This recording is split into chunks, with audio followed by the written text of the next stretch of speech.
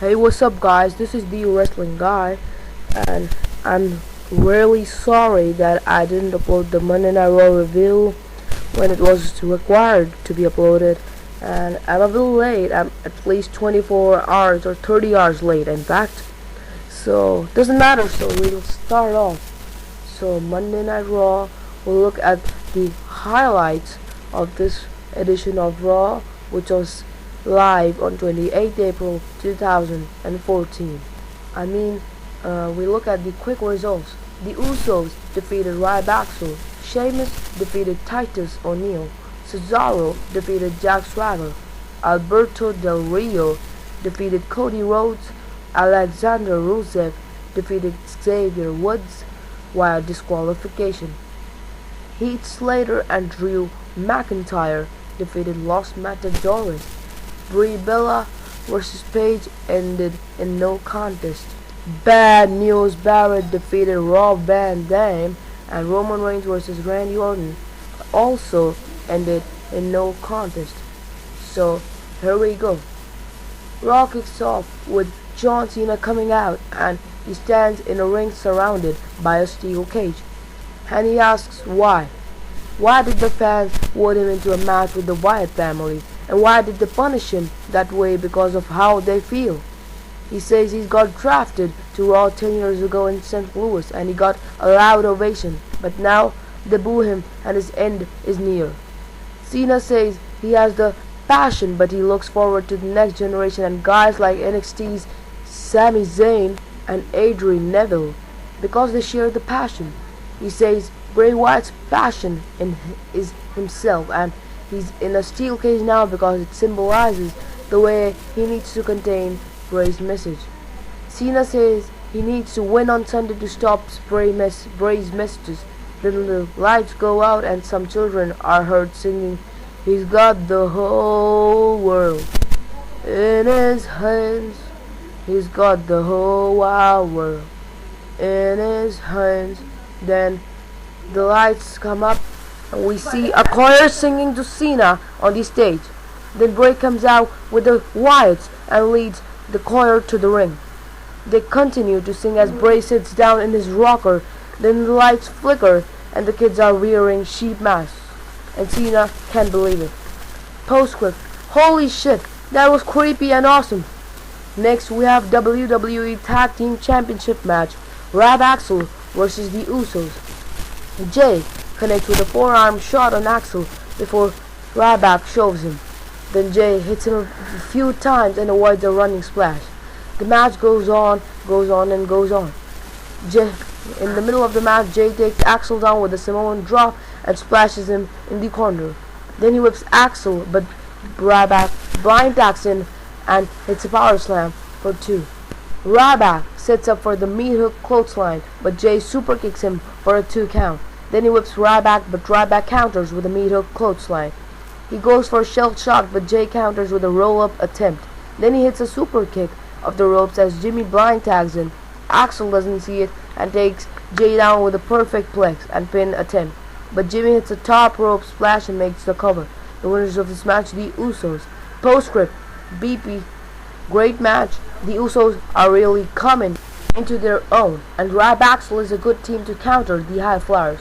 I know people are sour on Ryback, but I think they play their roles well and can be a good team.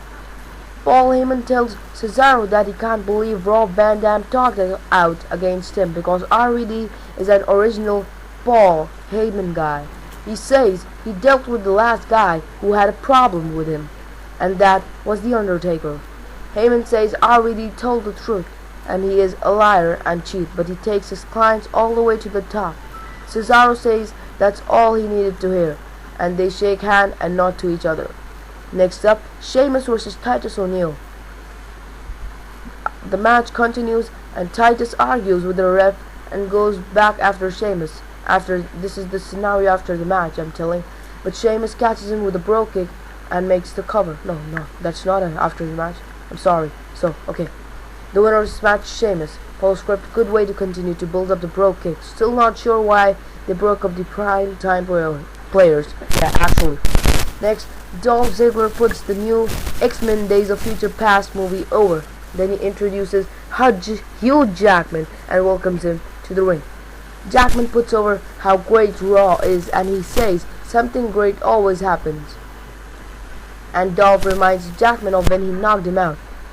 Dolph says he's fine with what happened and can move past it. And he says they both get great exposure. So Jackman agrees to shake on it. Damon Sandow comes out in a Magneto costume and mocks them, saying Dolph is just starstruck. Sandow says they meet the same fate. Then the fans tell Jackman and Jackman plays along a bit. He stays and says Sandow is a fake. Then he throws the mic and hip tosses him before Dolph drops Sandow with a zigzag and celebrates with Jackman. Postscript. I hate comedy segments that drag out, but I was laughing at this one, huh? Sandow plays it perfectly and the costume was great. I give him props for keeping a straight face. Next up, we have Jack Swagger versus Cesaro. Cesaro reverses Swagger's waist lock with a gut-wrench bomb. Then he hits another before sending Swagger outside and hitting an axe handle smash on the floor. Swagger reverses a whip and sends him into the barricade. The match goes on and Cesaro hits a German suplex with a bridge pin for the win. The winner of this match, Cesaro. Next up we have Alberto Del Rio versus Cody Rhodes. The winner of this match, Alberto Del Rio. Next, Alexander Rusev with Lana versus Xavier Woods with R-Truth. The winner of this match via disqualification, Alexander Rusev. Postscript, a few quick matches right in a row, but they were effective since they all had some stories to build on. Not sure why Truth caused the international disqualification, since he's a face when it could have been after the bell to save Woods. Rusev looks shaken, but I still expect him to kick the crap out of Truth and Woods Sunday. Rob Van Dam tells Renee Young he's excited at a chance to win the Intercontinental Championship, and he's a 6-time champion, but 7 in his lucky number. Zeb Coulter approaches him and makes an offer to join up against Paul Heyman, noting that they both hate him, but RVD declines, saying he can think for himself and he likes being himself. Next, Los Matadores, El Torito versus Heath Slater and Drew McIntyre with 3MB. A few back and forth strikes with the winners Heath Slater and Drew McIntyre. Stephanie McMahon asks Daniel Bryan to come out to the ring so she could apologize, and Bryan comes out wearing a neck brace with Brie Bella at his side. Bryan says he almost believes Stephanie wanting Kane to stop attacking him, but she's full of crap. And Stephanie says she deserves that. He deserves that, I mean. She says he needs to understand what happened, but Bryan says he's been through the hell and back when they tried to stop him. Bryan says his wife went through all of it with him. And Stephanie says Kane was supposed to be a credible opponent and went too far. She says she watched Triple H get stretchered out too, so she understands. But Bryan says she's still full of crap. Stephanie asks him to enter the ring and look her in the eyes and accept her apology, but Bryan says he will still see a liar. Bryan says Kane will probably attack him again, and he's hurt, but he's cleared for Sunday and he won't quit because he never has. Bryan says Kane might beat him, but if he goes down, he's taking Kane to hell with him.